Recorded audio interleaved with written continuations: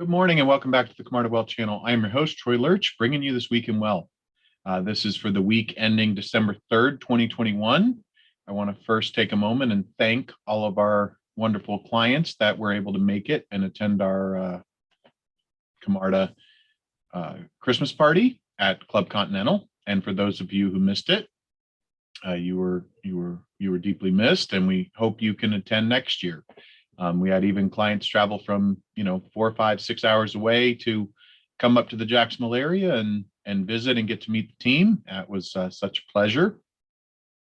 And with that, we'll hop right into it. As you see, we have our CAPE indicator is down a little bit to 38.29 from 38.77 the prior week. We still are in cyclical bull territory, and 3 of our 4 indicators are still positive.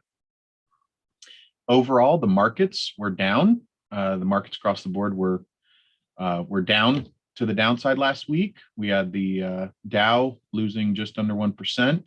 The NASDAQ gave up 2.6, and by market cap, we had the large caps giving up 1.2, while mid caps and small caps declined 2.8 and 3.9 respectively. For international markets, we had mixed markets. I'm only going to focus on international developed markets were basically flat, and emerging markets were up just a fraction, about 0.5%. Commodities also finished the week to the downside. We had gold was basically flat. Silver fell about 2.5%. Oil fell for the 6th consecutive week, which that's kind of a big reversal from it was on, I think, an 8 or 9 week positive streak, and so now it's down for the 6th consecutive week. It declined 2.8%, and copper was down just over 0.5%. For November summary, we actually had month of November had all but one major index finish in the red. The Dow was down 3.7 for November. NASDAQ had a small gain, which is a technology heavy index. S&P declined just under 1%. Mid caps were down 3.1 and small caps were down 4.3. So it ended up being kind of an ugly month. It happened to, at the beginning, October was strong, and then the beginning of November was continued. And then we've saw a big decline towards the end with some volatility. And what we've seen late, the beginning of December is, again, we've seen some volatility, a couple good days lately. And, we're watching it very closely and on top of all of the information we can digest and make the best decisions for our clients. We also, for the month of November, we had international developed markets ended down 4.5, and emerging markets ended down 4.1. Gold and silver. Gold declined a little bit. Silver declined 4.7. Copper was down 2 for the month, and also the big one was oil. Oil dropped a huge 20.8% for the month of November. So that was really, really big compared to the run it had in the previous months. There's a lot of good economic data in the report that you get sent out, but a couple things: the number of homes that were under contract but not closed surged in October. Pending home sales rose 7.5%, which was far above the analyst estimate. The pace of home price appreciation slowed, and it was 19.1 year over year in September, but that was down 0.5% from the previous month. Phoenix leading the way up with a 33% increase. Confidence amongst nation's consumers fell to a 9-month low over inflation and the new Delta variant. That's not Delta, the coronavirus variant that's been starting to spread.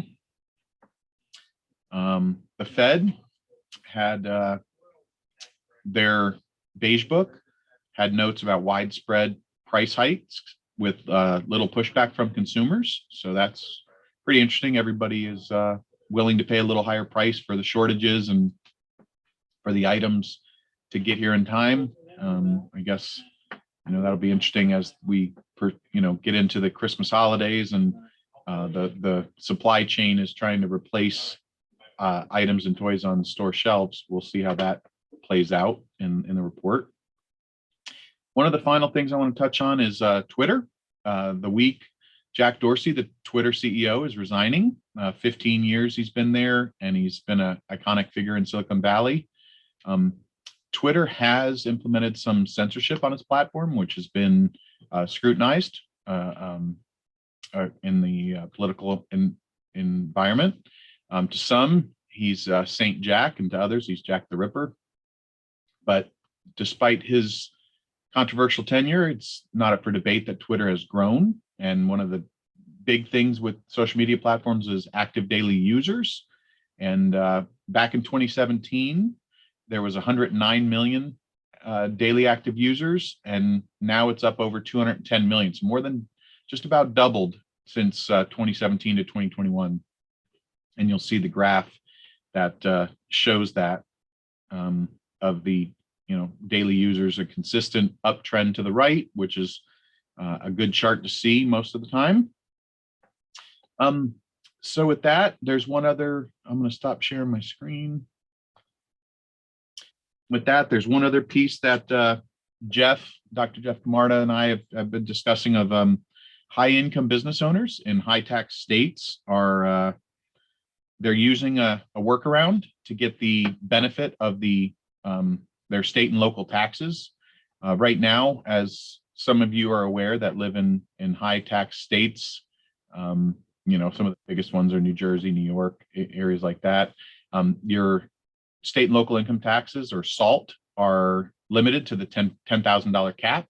So business owners are finding a way around that by the way it works is that when you're passed through businesses as partnerships and S corps, usually all of the income is passed through to the individual taxpayers, which then makes it taxable at the state level if you are in a state with income taxes, and then when you pay those taxes, it's limited by the cap.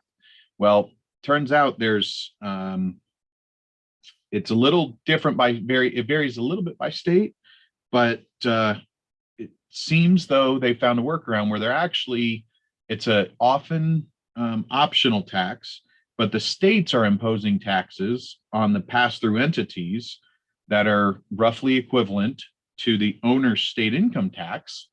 So what's happening is these taxes are actually getting deducted before the income flows through to the partners.